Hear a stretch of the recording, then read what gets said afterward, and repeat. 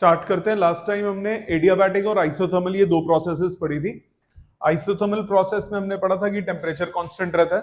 Isothermal process की equation क्या थी? P1 V1 equal to P2 V2, मतलब PV is equal to constant. Isothermal process में हमने वर्क डन का फॉर्मूला पढ़ा था 2.303 nRT log V2 by V1। मैंने आपको बताया था इसी को यूज करो, चाहे कंप्रेशन हो चाहे एक्सपेंशन हो। अगर पॉजिटिव होगा आंसर तो इसका मतलब ये एक्सपेंशन है, अगर नेगेटिव आंसर होगा तो इसका मतलब वो कंप्रेशन है। ध्यान है बात। इसी तरह 2.303 nRT log P1 by P2 भी फॉर्मूला था। एक वर्क डन आप निकाल सकते हो इंडिकेटर डायग्राम से, वो चाहे कोई भी प्रोसेस हो सब में निकाल सकते हो इंडिकेटर डायग्राम से, चाहे आपके पास आइसोथर्मल हो चाहे एडियाबैटिक हो चाहे कुछ भी हो। इंडिकेटर डायग्राम का जो एरिया देता है वो आपको वर्क डन दे देता है। एसेंशियल कंडीशन आइसोथर्मल की क्या थी कि प्रोसेस जो है वो वेरी स्लो होना चाहिए। दूसरा, walls of the system must be perfectly conducting so that heat exchange हो सके। दूसरा हमने पढ़ा था एडियाबैटिक प्रोसेस। एडियाबैटिक प्रोसेस में क्या था? प्रेशर, वॉल्यूम, टेम्परेचर सब चेंज होता है without any change in its, without any gain और loss, without any exchange of heat between system and surroundings. ठीक। इसके अलावा इसमें एसेंशियल कंडीशंस क्या थी? सबसे पहली एसेंशियल कंडीशन थी कि हीट ट्रांसफर नहीं होना चाहिए सिस्टम सराउंडिंग्स के बीच में। तो इसका मतलब वॉल्स ऑफ द सिस्टम जो है वो परफेक्टली क्या होनी चाहिए? Non conducting.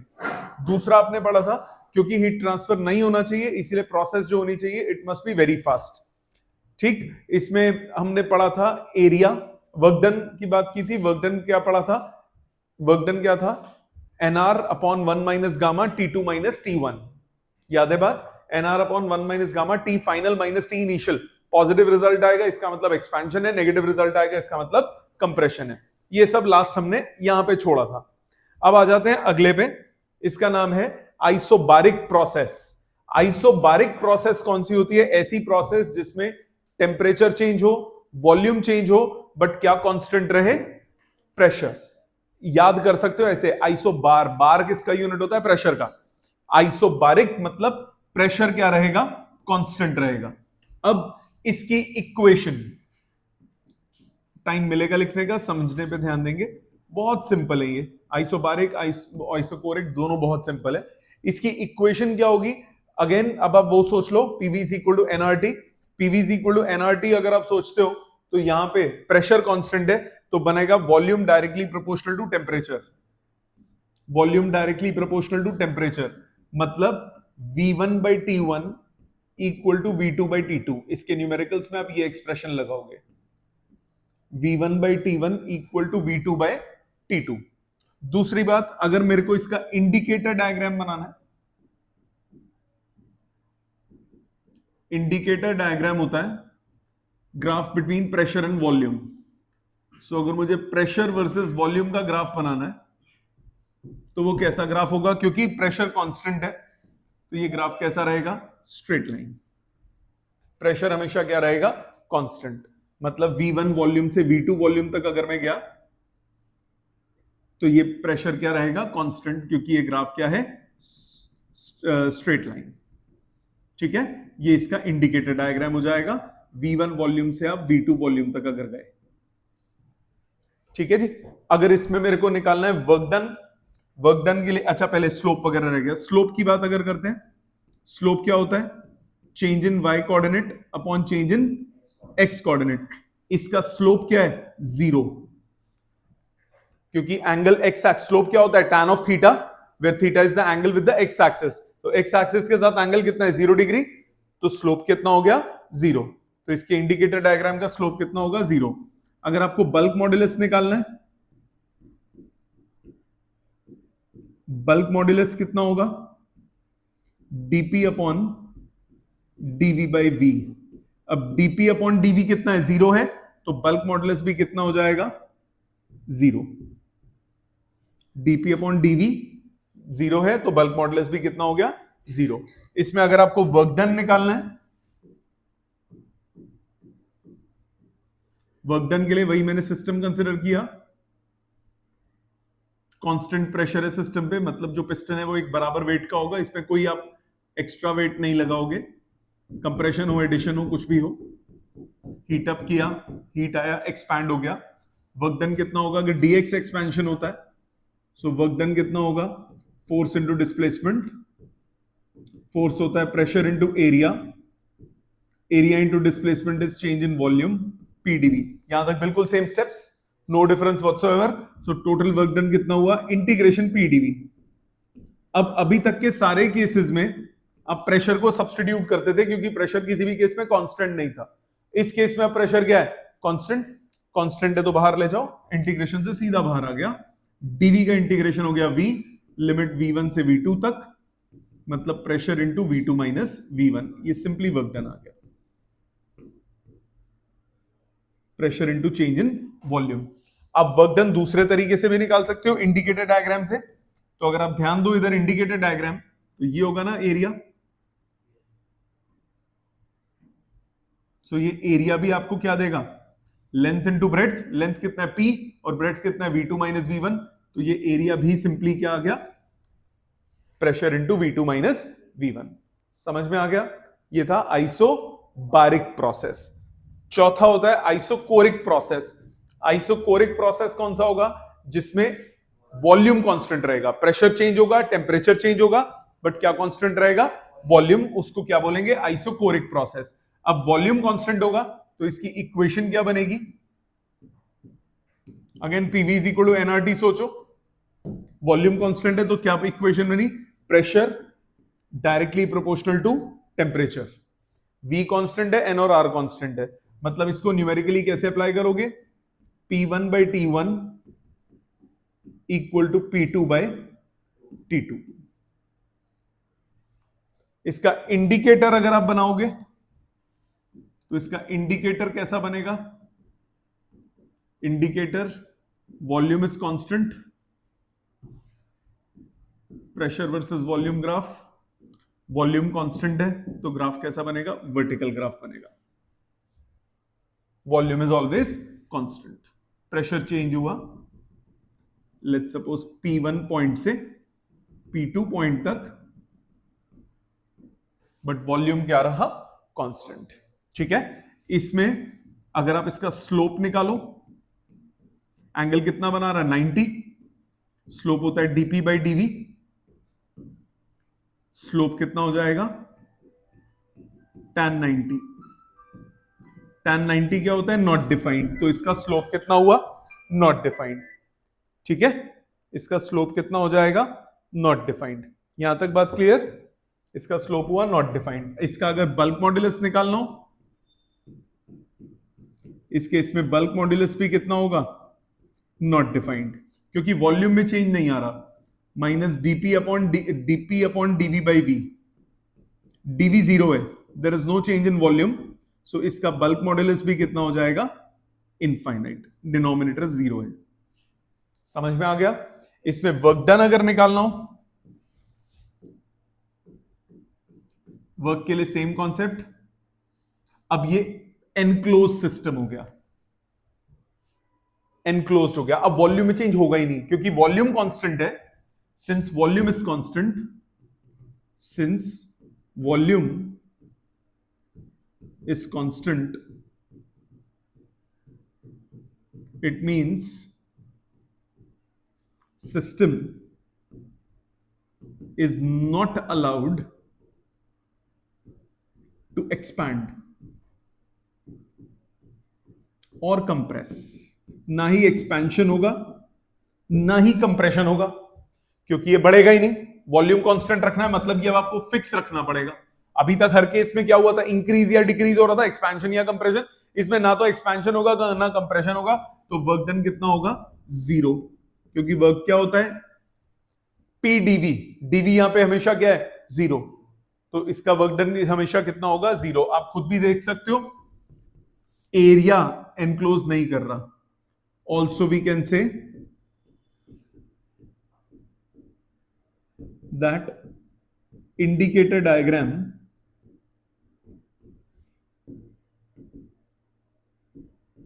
is not enclosing any area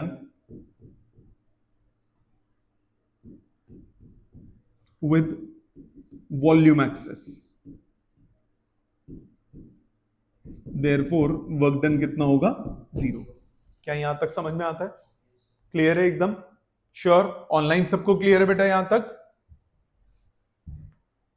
online सब बच्चों को क्लियर है? Yes, आप सबको अच्छे समझ में आ गया? सो चार प्रोसेस हो गई, isothermal, temperature constant, adiabatic, no heat given और taken out of the system, isobaric, pressure constant, isochoric, volume constant. Isothermal की equation PV is equal to constant, adiabatic की PV raise to power gamma equal to constant, या TV raise to power gamma minus 1 equal to constant, या फिर pressure temperature वाली P to power 1 minus gamma, T to power gamma equal to constant. और बाकी दोनों की, third की कौन सा था, isobaric V proportional to T, isochoric P proportional to T. ठीक, सारा क्लियर है? वर्क डन सबके क्लियर है? इंडिकेटर डायग्राम से सबसे आसान होता है वर्क डन निकालना, चाहे प्रोसेस कोई भी हो, हर एक केस में वर्क डन सिंपली क्या होगा, area under the curve. Expansion जब भी होगा वर्क डन क्या होगी, पॉजिटिव। कंप्रेशन जब भी होगा वर्क डन क्या होगा, नेगेटिव। अच्छे से समझ में आ गया? पहले दो लिखिए। इन सबको सम्मानित करने वाला एक और प्रोसेस जिसको हम सबका कॉम्बिनेशन बोलते हैं, उसको बोलते हैं पॉलीट्रोपिक प्रोसेस। अब हम उसकी बात करेंगे, पहले लिख लीजिए please.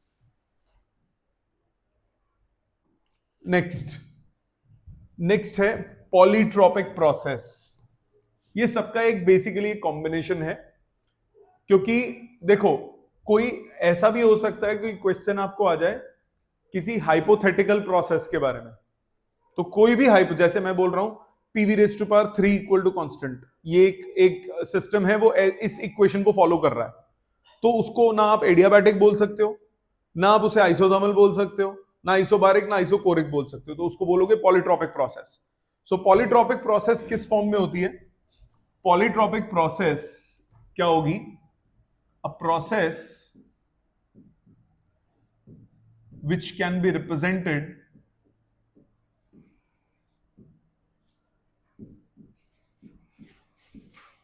in the form of, time दूंगा बेटा लिखने का, पहले समझ लो, PV raise to power alpha equal to constant, इसको बोलते हो polytropic process. PV raise to power alpha, alpha कोई भी कांस्टेंट हो सकता है, 1 2 3 4 5 6 कुछ भी पॉइंट्स में भी हो सकता है, अल्फा कुछ भी हो सकता है, नेगेटिव भी हो सकता है। So PV raise to power alpha equal to constant, इस प्रोसेस को हम क्या नाम देते हैं, पॉलीट्रोपिक प्रोसेस, जो इस फॉर्म में हो। मतलब इसके जब न्यूमेरिकल्स अगर बाई चांस इस फॉर्म में बनेंगे तो बनेगा P1 V1 raise to power alpha equal to P2 V2 raise to power alpha. ठीक है, कहने का मतलब क्या है, जरा ध्यान देना, ध्यान से सुनिएगा। अगर आपके पास ये एक इंडिकेटर डायग्राम में बना रहा हूं पीवी का, अगर आपके पास अल्फा की वैल्यू 0 हो जाती है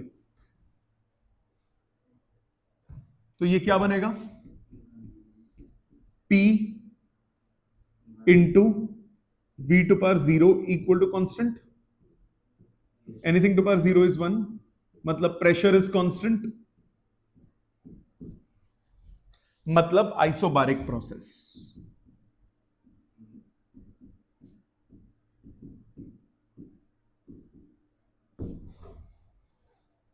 ठीक है, सो अगर अल्फा 0 हो जाए तो वो क्या रिप्रेजेंट करेगा, आइसोबारिक, मतलब इंडिकेटर डायग्राम में स्ट्रेट लाइन, ये होगा PV raise to power 0 equal to constant.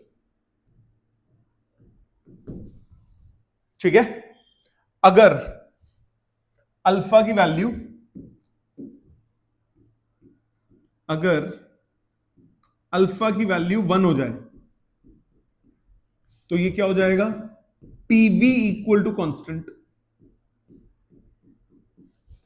मतलब आइसोथर्मल प्रोसेस।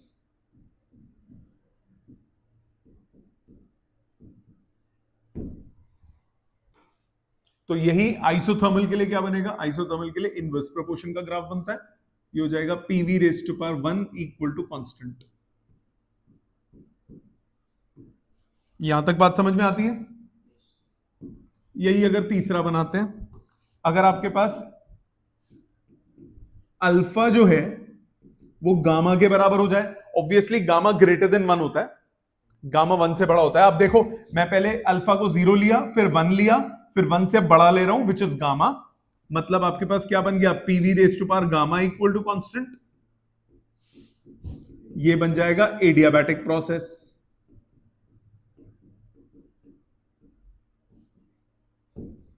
ये ऐसा ग्राफ बनता है, आपको याद है ना?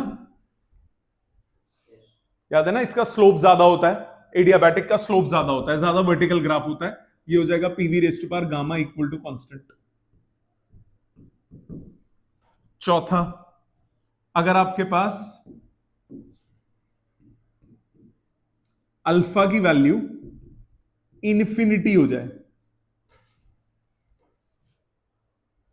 अगर अल्फा इन्फिनिटी हो गया, मतलब ये रिप्रेजेंट करेगा P V raise to power infinity equal to constant. यही होगा। ये क्या रिप्रेजेंट होगा? कैसे? आइसोकोरिक के लिए क्या होता है? Volume constant. क्या ये वॉल्यूम कांस्टेंट दिख रहा है? नहीं दिख रहा ना? वी टू पावर इंफिनिटी है, इक्वल टू कांस्टेंट होना चाहिए। सोचो, दिमाग लगाओ, इसको कैसे अप्रोच कैसे ले सकते हो, कैसे सोच सकते हो? इंफिनिटी सॉल्व नहीं होता, 1 अपॉन इंफिनिटी क्या होता है? 0। तो इसको सोचने के लिए, v को इंफिनिटी सोचने के लिए, इसको एक और फॉर्म में लिखो, pv raise to power, if alpha infinity लिया, इसको सोचने के लिए मैं बोल सकता हूं pv raise to power alpha equal to constant था ना? दोनों तरफ 1 बाय अल्फा ले लो पावर में, तो ये बन जाएगा p की power 1 by alpha, alpha root ले लिया, v की power 1 equal to constant to power 1 by alpha. मानते हो? दोनों तरफ जैसे स्क्वायर रूट करते हो, मैंने अल्फा रूट ले लिया, दोनों तरफ अल्फा रूट ले लिया, 1 अपॉन अल्फा कर दी दोनों तरफ पावर। तो क्या बना? अगर अल्फा अप्रोच कर रहा है इंफिनिटी को, तो 1 बाय अल्फा किसको अप्रोच करेगा? 0 को। मतलब आपके पास क्या इक्वेशन बनी? p to power 0 v to power 1 equal to constant, मतलब वॉल्यूम इक्वल टू कांस्टेंट, मतलब आइसोकोरिक।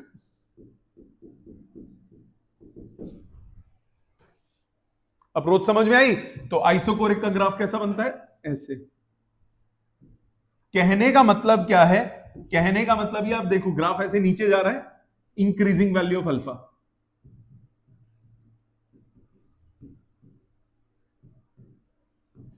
यहां पे ऊपर अल्फा कितना है? 0। यहां तक अल्फा पहुंच के क्या हो गया? इंफिनिटी। समझ में आई बात? क्लियर? ये जो है portion, this is not in CBSE.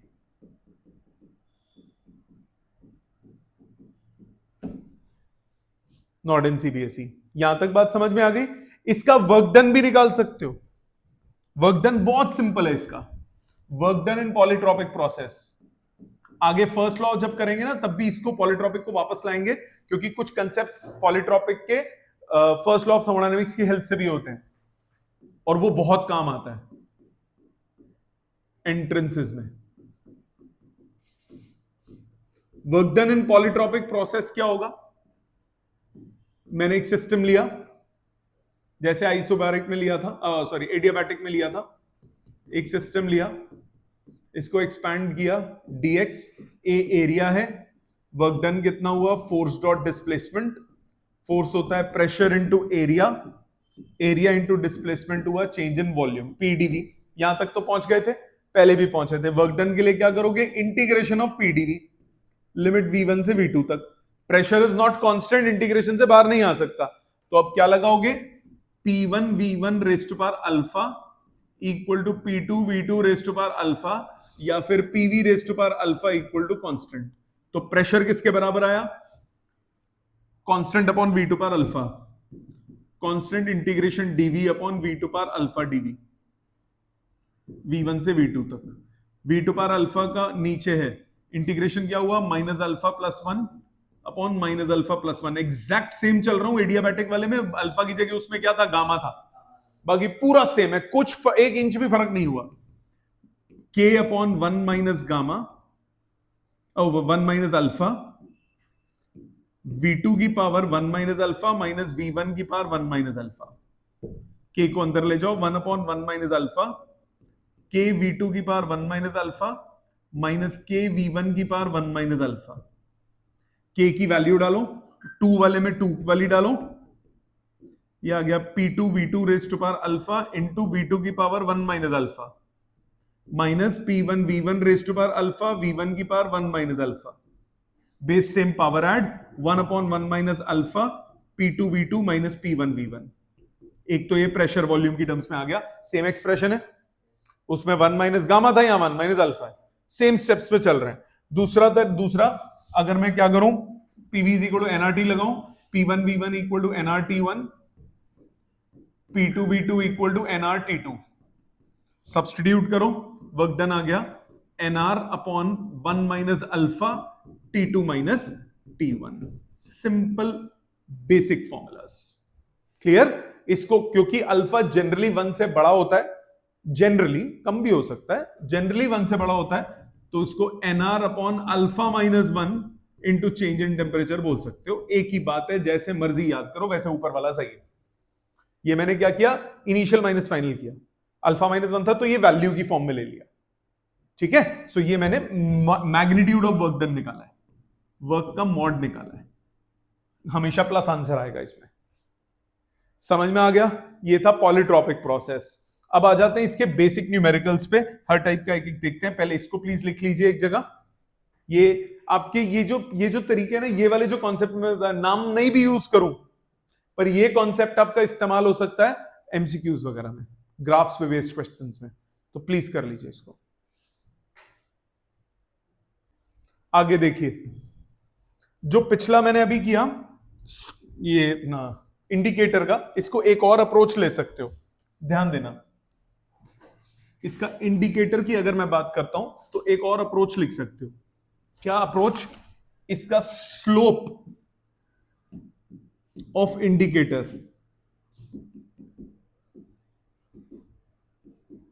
वो क्या हो जाएगा? स्लोप ऑफ इंडिकेटर निकालना है तो आपको PV raise to power alpha equal to constant को डिफरेंशिएट करना पड़ेगा। डिफरेंशिएट कीजिए, differentiating both side,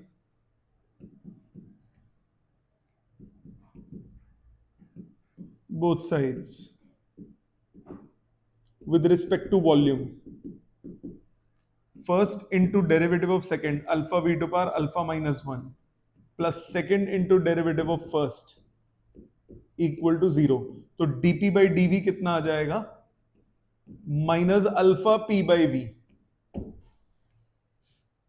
minus alpha p by v। अब ध्यान से सुनो, minus alpha p by v का मतलब क्या हुआ? अगर अल्फा 0 तो स्लोप 0, जो कि पहले में बना, isn't it? अल्फा 0 तो slope 0। As alpha increases slope increases. If alpha equal to infinity तो स्लोप बिकम्स इंफिनिटी, मतलब पैरेलल टू वाई एक्सिस। बन गया कि नहीं? Isochoric process. तो आप इससे भी दिमाग लगा सकते हो। अल्फा 0 तो स्लोप 0 हो गया, जैसे जैसे अल्फा बढ़ेगा स्लोप बढ़ता जाएगा, वर्टिकल बढ़ता जाएगा, और जब अल्फा इंफिनिटी हुआ तो स्लोप कितना हो गया? नॉट डिफाइंड, ग्राफ क्या हो जाएगा? वर्टिकल। ऐसे भी सोच सकते हो। समझ में आया? न्यूमेरिकली देखते हैं, न्यूमेरिकल्स पे आ जाओ। ये क्वेश्चन आपके सामने पहला मैं कर रहा हूं, कह रहा है if at 50 degree Celsius and 75 centimetre of mercury pressure a definite mass of gas is compressed slowly suddenly, then what will be the final pressure and temperature of the gas in each case if the final volume is 1/4 of its initial volume। मतलब जब आप slowly question में बोला होगा, इसका मतलब वो किसकी बात कर रहा है? स्लो प्रोसेस की। स्लो प्रोसेस कौन सी होती है? आइसोथर्मल। और अगर सडनली बोला तो मतलब कौन सी होगी? एडियाबैटिक। तो पहले फर्स्ट बात की बात करते हैं। फर्स्ट में हमें स्लोली की बात की।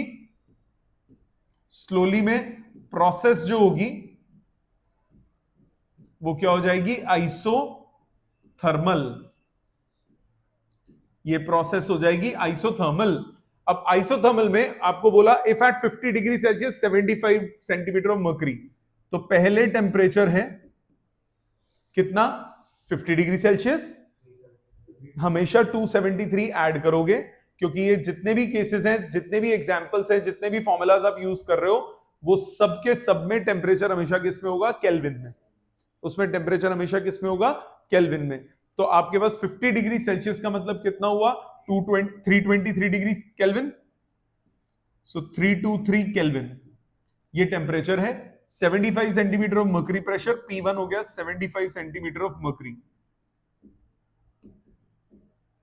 वॉल्यूम मान लिया V, मुझे नहीं पता कितना है।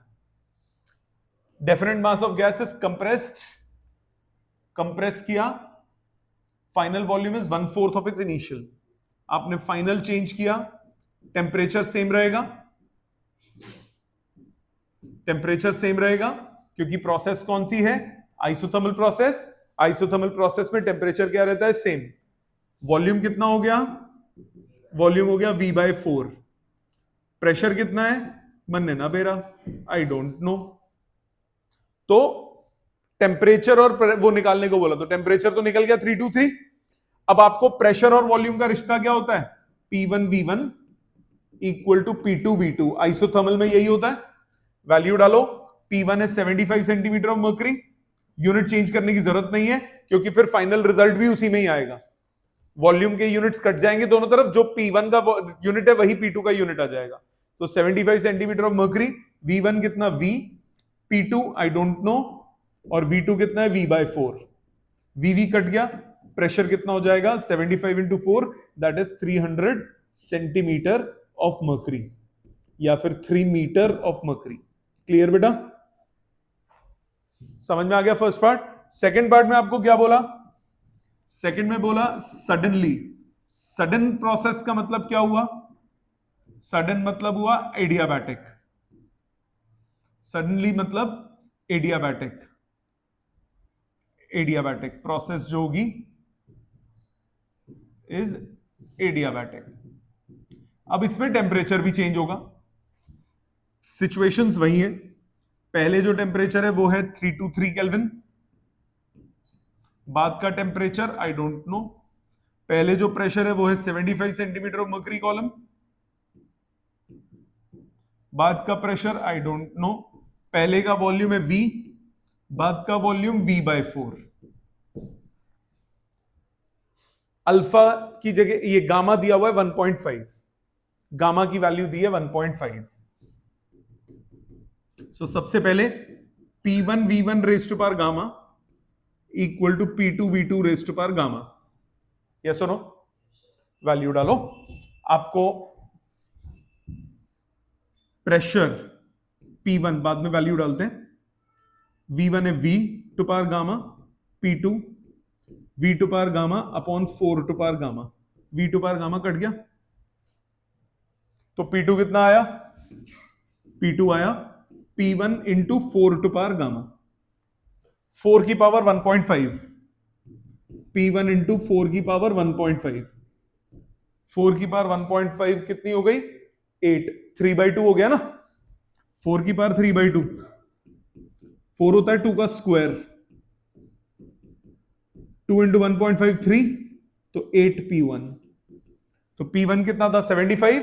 इसको 8 से मल्टीप्लाई करूंगा, कितना बचेगा? 600। सो 600 सेंटीमीटर ऑफ मर्करी। प्रेशर आ गया 600 सेंटीमीटर ऑफ मर्करी। इजी एकदम। अच्छा, अब आ जाते हैं टेम्परेचर पे। टेम्परेचर और वॉल्यूम क्या रिलेशन था? TV raise to power gamma -1 equal to constant. भूल जाओ तो PV is equal to NRT पे पी को क्या डालो? NRT by volume. तो क्या बचेगा? TV raise to power gamma -1 equal to constant. So T1V1 raise to power gamma -1 is equal to T2V2 raise to power gamma -1। So T2 कितना आया? T1 into V1/V2 की power gamma -1। सो T1 मतलब 323, V1 मतलब V, ये हो गया V/4, gamma -1 मतलब 0.5, 0.5 मतलब हाफ। 323 4 की पावर हाफ, ये हो गया स्क्वायर रूट। स्क्वायर रूट मतलब क्या हुआ? 2। सो 323 इंटू 2 दैट इज 646 केल्विन। चाहो तो सेल्सियस में निकाल सकते हो। लॉजिक समझ में आ गया? क्लियर? अगर ये पावर 1.5 की जगह लेट्स सपोज 1.4 दी होती, हैप्पी बर्थडे हो जाता। लॉग एंटी लॉग के बिना क्वेश्चन नहीं होता, तब हमें लॉग लेके सॉल्व करना पड़ता और कोई ऑप्शन नहीं था। पावर 1.4 कैसे कैलकुलेट करोगे? 1.5 तो 3/2 हो गया, 1.5 तो 3/2 हो गया, पावर 1.4 कितना हुआ? 14/10, 14/10 हो गया 7/5। जब तक परफेक्ट पावर 5 ना हो तब तक सॉल्व ही नहीं होगा, तो आपको लॉग लेके ही सॉल्व करना पड़ेगा उस क्वेश्चन को। आने दो, कराता हूं। ये समझ में आया सबको? और देखिए इस टाइप का क्वेश्चन, हाँ होगा इसमें। ये आपने इस टाइप का किया था लास्ट क्लास में, फर्स्ट क्लास में, जब मैंने आपको इंडिकेटर डायग्राम से कराया था। क्या ये अटेम्प्ट करोगे? अभी करो, इसका आंसर निकालो, इसका आंसर निकालो प्लीज, अटेम्प्ट करो। ध्यान दीजिए, सामने चेक कीजिए स्टेप्स। आपको बोला PV indicator diagram in this figure for a cyclic process, cyclic को जो पूरा घूम के गोल आ जाए। The coordinates of ABC are 4, 1, 2, 4 and 2, 1। The coordinates are in order PV, पहले प्रेशर है बाद में वॉल्यूम है। The pressure is in newton per metre square, volume is in litre. Unit conversion का ध्यान रखना पड़ेगा। 1 मीटर क्यूब होता है 1000 लीटर्स, सो 1 लीटर हो जाएगा 10⁻³ मीटर क्यूब। ठीक है, अब क्या बोला? द कोऑर्डिनेट्स आर इतना इतना। Calculate the work done during the process A to B. Work done A to B, work done A to B आपको देगा एरिया। कौन सा area? A B D E A. ये होगा area A B D E A. Trapezium है half, sum of parallel sides, sum of parallel sides क्या हो गया? ये प्रेशर कितना है? 2, ये प्रेशर कितना है? 4, पास्कल में ही है, कोई यूनिट कन्वर्जन की जरूरत नहीं। 2 + 4 इंटू परपेंडिकुलर डिस्टेंस, ये हो गया दिस। ये कितना हुआ? 3 लीटर्स, मतलब 3 × 10⁻³ मीटर क्यूब। कितना आया? 6 कटा, ये आया 9 × 10⁻³ जूल्स। ठीक है, second part B to C. B to C, work done B to C, ये हो जाएगा बी टू सी, ये हो जाएगा नेगेटिव एरिया बीडीईसी।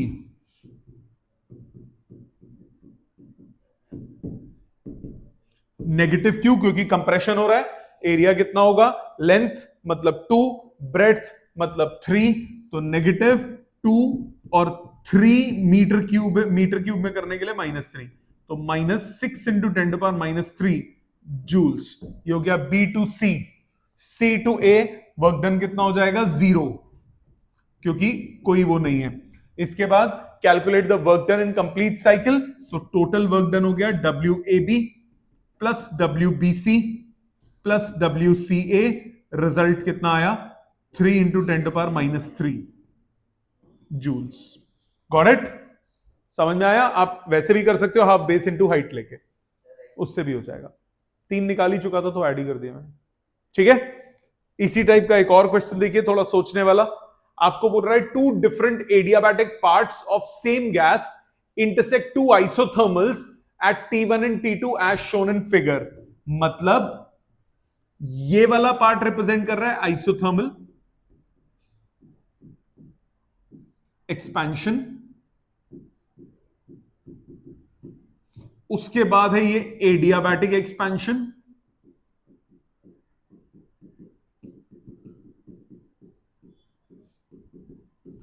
फिर आपके पास है आइसोथर्मल, ओहो ये भी आइसोथर्मल एक्सपेंशन ही है डी पॉइंट तक। ठीक है, चलो ये आइसोथर्मल है, एडियाबैटिक है, ये भी आइसोथर्मल है और ये भी एडियाबैटिक है। ठीक है, ये 4 प्रोसेस हो रही हैं। आगे क्या बोला? 2 isothermals T1 and T2 shown in diagram. How does the ratio VA/VD compare with VB/VC? मतलब VA/VB और VB/VC इनका रेशियो निकालना है। ये कैसे निकालेंगे? टेम्परेचर की टर्म्स में एडियाबैटिक की इक्वेशन क्या होती है? TV raise to power gamma minus one equal to constant. अब जरा बीसी को चेक करो, आप बीसी को चेक करो, from B to C adiabatic का केस है। टी एट बी,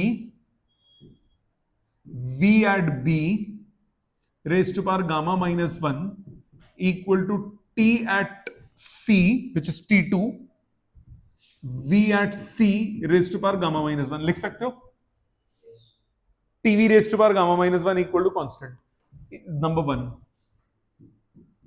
इसी तरह से फ्रॉम D टू A, फिर से एडियाबैटिक है। हमें नहीं पता कंप्रेशन है एडिशन है, क्योंकि उसने एरो कुछ नहीं दिया हुआ। डी और ए के बीच में लगा रहा हूं यहां पे T2 V एट D की power gamma minus 1 is equal to यहां पे T1 V एट A की पावर गामा माइनस 1। लिख सकता हूं, इसको उल्टा लिख लो, T1 VA की power gamma minus 1 is equal to T2 VD की पावर गामा माइनस 1। उल्टा क्यों लिखा? ताकि डिवाइड करने पे T1 T2 एलिमिनेट हो जाए। हमें सिर्फ रिश्ता किसका चाहिए? VA VD VB VC, volumes का रिलेशन चाहिए। सो डिवाइड करो, dividing second by first, second को फर्स्ट से डिवाइड करो, या डिवाइडिंग फर्स्ट बाय सेकंड, जो मर्जी कर लो, सेकंड को फर्स्ट से कर लो या फर्स्ट को सेकंड में। T1 VA की power gamma minus 1 upon T1 VB की power gamma minus 1 is T2 VD की power gamma minus 1 upon T2 VC की power gamma minus 1। T1 T1 T2 T2 cut गया, पावर्स कट जाएंगी कि चारों में सेम है, तो VA upon VB is VD upon VC। क्या रिलेशन चाहिए था? VA अपॉन VD चाहिए, रीअरेंज करो, VA upon VD is VB bye VC। ये इनका रिलेशन होंगे, दोनों इक्वल होंगे। समझ में आ गया? पक्का? एक और तरीका इसको करने का, बाई चांस आप टेम्परेचर से नहीं करना चाहते, आप कहते हो सर हम तो प्रेशर वॉल्यूम से करेंगे, कर लो। पहली equation A to B, P1 V1 equal to P2 V2। दूसरा B to C, P2 V2 raise to power gamma equal to P3 V3 raise to power gamma. मैंने 1 2 3 और ये 4 ले रहा हूं। फिर C to D, P3 V3 equal to P4 V4। फिर D to A, P4 V4 raise to power gamma equal to P1 V1 raise to power gamma. चारों को करो multiply, P1 P2 P3 P4 V1 V2 की power gamma V3 V4 की power gamma equal to P1 P2 P3 P4 V1 की power gamma V2 V3 की power gamma V4। P1 P2 P3 P4 cut गए, क्या बचा आपके पास? V1 V2 की power gamma V3 V4 की power gamma, V1 की पावर गामा V2 V3 की पावर गामा V4। इकट्ठा करो, V1 ये नीचे चला जाएगा, V1 की पावर गामा माइनस 1 V3 की power gamma minus 1 is V1 की पावर गामा माइनस 1 नहीं 1 माइनस गामा, इसको नीचे लाऊंगा, V1 की पावर 1 माइनस गामा V3 की power 1 minus gamma is V2 की पावर 1 माइनस गामा V4 की power 1 minus gamma. Powers cut गई, V1 V3 equal to V2 V4। So V1 upon V4 is V2 by V3, मतलब VA upon VD is VB upon VC। ये ज्यादा better है, बाकी choice तुम्हारी है, method सब में यही, इक्वेशंस उस हिसाब से लेनी है जो जो प्रोसेस है। ठीक है, समझ में आई बात? Next, a sample of gas off gamma 1.5। Gamma 1.5 आपको दिया इसीलिए होता है ताकि कैलकुलेशन आपकी छोटी हो जाए। गामा अगर 1.4 देगा कैलकुलेशन लंबी देनी पड़ेगी। अगले में है, is compressed adiabatically from a volume of 1600 centimetre cube to 400। So पहले वॉल्यूम कितना है? 1600 सेंटीमीटर क्यूब, बाद में वॉल्यूम कितना है? 400 centimetre cube. Adiabatically process, adiabatically आपने किया। If the initial pressure is 150 kilopascal, 150 kPa, what is the final pressure P2 निकालना है। निकाल सकते हो, बहुत सिंपल है। क्या करोगे, P1 V1 raise to power gamma is equal to P2 V2 raise to power gamma. तो P2 कितना हुआ, P1 into V1 upon V2 की पावर गामा। P1 कितना है 150 किलो पास्कल, ये कितना हुआ V1 1600 बाय 400 मतलब 4 की पावर 1.5। फिर से कितना हो गया ये 8 15 अट्ठे 120 1200 किलो पास्कल। ये आ गया प्रेशर। आगे आपको क्या निकालना है, what is the final pressure and how much is the work done on the gas in the process. अब वर्क डन अगर आपको निकालना है तो क्या फॉर्मूला बताया वर्क डन का एडियाबैटिक में, NR upon 1 minus gamma T2 minus T1। T2 T1 तो है नहीं, एक था NR upon 1 minus gamma P2 V2 minus P1 V1, वो फॉर्मूला लगेगा। सो क्योंकि प्रेशर और वॉल्यूम आपके पास है, NR upon 1 minus gamma P2 V2 minus P1 V1। P2 V2 होता है तो 1 अपॉन 1 माइनस गामा होता है, ठीक है, वो टेम्परेचर वाले में होता है। सो इसमें गामा की जरूरत, इसकी नंबर ऑफ मोल्स की जरूरत ही नहीं पड़ी। यस, सो 1 upon 1 minus 1.5 pressure into volume. Pressure कितना है, अब आपको सब ऐसा ही में करना पड़ेगा। प्रेशर कितना है 150 kilo pascal, 150 into 10 to power 3, P2 है 1200 इंटू 10 टू पावर 3 किलो को कन्वर्ट किया।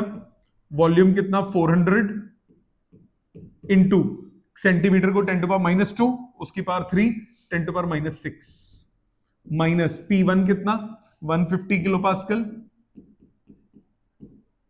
इंटू V1 कितना 1600 इंटू 10 टू द पावर -6। ठीक है, समझ में आई यहां तक बात। सॉल्व करो, 10 की पावर जोड़ो, ये हो गया -2 -0.5 डिनोमिनेटर में आएगा, ऊपर जाके हुआ -2 कितना आएगा 10 टू पावर -6 3 1 2 और ये 3 12 चौक 48 480 माइनस 10 टू पावर -6 1 2 3 और ये कट गया, कितना बचा 16 इंटू 15 कितना हुआ 240, 16 इंटू 10 160 और 80 240 आ गया minus 240 into 2 240 into 2 480 minus 480 joules. समझ में आई बात, क्लियर, ऑनलाइन क्लियर सबको बेटा।